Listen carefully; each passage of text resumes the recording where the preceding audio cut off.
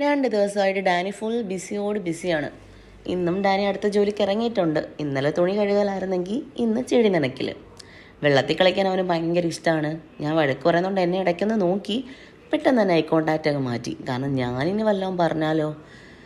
അങ്ങനെ ഒഴിക്കുന്ന ചെടിക്കൊട്ട് തലയുമില്ല. കാരണം അത് ഓൾറെഡി ഇന്നലെ അവൻ തന്നെ ഒടിച്ചു കളഞ്ഞായിരുന്നു. അതുകൊണ്ട് അതിനെ വീണ്ടും ടോർച്ചർ ചെയ്യുകയാണ്.